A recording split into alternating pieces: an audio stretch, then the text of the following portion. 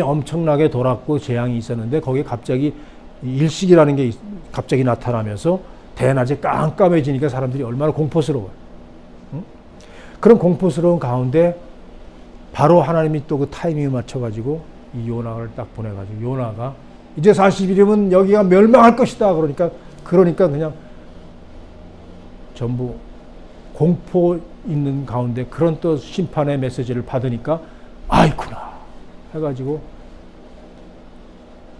회개를 했다. 이렇게 보여지기도 한다는 거예요. 이런 성경 해석이 많이 있어요. 그렇게 또 해요. 그러니까 그렇게 했던 일식이 있든 아니든 간에 그거는 상관이 없지만은 아무튼 이 사람들이 이렇게 극적으로 회개를 했다는 거예요. 그래서 요나는 분하고 억울하고 아니 분명히 저게 망해야 되는데 망하진 않네요. 그러면서 초막을 짓고 있는데 자 초막을 짓고 있을 때에 여호와 하나님께서는 또 이 요나를 생각을 해가지고 그 초막 가지고는 안 돼. 이제 낮이 되면은 막 뜨겁고 며칠 뭐 이렇게 멸망하는 걸 지켜보려고 있는데 박넝쿨을 이제 보냈었어요. 박넝쿨을 준비하사 그것을 보내셨다. 박넝쿨이 갑자기 막 무성하게 밤새 나가지고 그늘이 쫙 지니까 낮에 해가 나도 시원한 거야. 그러니까 좋다고 앉아 있는데 멸망은 안 해. 오히려 이제 용서가 돼가지고 이제 그 멸망의 그 심판이 지나가 버린 거예요. 그러니까 막 화를 내고 있잖아요. 막 하나님한테 막 또 따지고 있는 거예요. 예, 그러니까 하나님께서 곧하면은 벌레를 준비하죠. 벌레를 준비하셔가지고 그 박넝쿨을 다 씹어 먹게 해가지고 박넝쿨이 다 시들시들 없어지니까 어떻게 됩니까? 햇빛이 찌고 쬐고 그 다음에 하나님께서 또 뜨거운 동풍을 준비하셔서 뜨거운 동풍을 막 불게 하셨어요. 거기다가. 그러니까 이제 막 햇빛이 쬐는 데다가 뜨거운 동풍까지 오니까 이제 막 죽겠다고 차라리 날 죽여달라고 또 막 앙탈을 부리고 이제 막 그냥 막 불평불만이 막 이렇게 나온 거야. 이 요나가. 그러니까 요나가 바로 우리 같다는 거지. 우리 같다는 거야. 예? 자, 하나님께서 왜 그러면은 요나가 도망갔으니까 물론 뭐 이제 풍랑을 주시고 이제 물에 빠지게 하시고 근데 꼭 물에 빠지게 안 해도 되는데 물에 빠지면 이제 죽는 거예요. 그때는 죽어서 그 다음에 또 큰 물고기를 예비하셔가지고 삼키게 해서 거기다 살려주시고 예. 그 다음에 또 박넝쿨을 준비하셨다. 이제 그늘을 좀 주기 위해서 너 그 뜨거워서 안 돼. 박넝쿨을 준비하셨다. 다 이거 요나를 위해서 한 거예요. 그 다음에 또 벌레를 준비해가지고 벌레를 준비해서 또 박넝쿨을 다 시들게 했다. 이것도 또 요나를 위해서 한 거예요. 뜨거운 동풍을 보내셔가지고 요나를 막 더 괴롭게 했다. 이것도 요나를 위해서 한 거예요. 이제 왜냐? 요나야, 너 봐라. 네가 아끼는 그 박넝쿨, 그거 아무것도 그 박넝쿨을 네가 그렇게 아끼는데 이 니느웨 성에는 좌우를 분별하지 못하는 그 사람들이 12만 명이 있다 이거야. 12만 명이나 있고 거기에 육축도 많이 있나니 내가 이 성읍을 아끼는 것이 마땅치 아니하냐? 자, 이걸 알게 하기 위해서 하나님께서 요나에게 이런 고난들을 막 주신 거예요.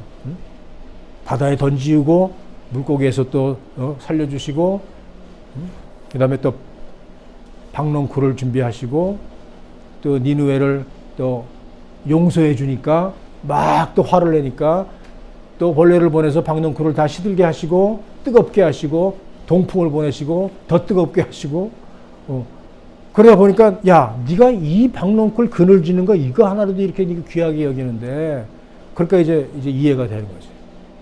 이해가 이제 하나님의 마음이 이제 이해가 되는 거지. 이런 고통을 당하고 나니까 이해가 되는 거지. 하나님께서는 우리에게 항상 고통을 주시는 것이 우리가 그 고통을 통해서 하나님의 마음을 알도록 그래서 하나님의 뜻을 따르도록 하기 위해서 우리에게 고통을 주는 거예요. 지난주에 나는 우리 에스더서에 보면은 에스더서 그 에스더에서의 그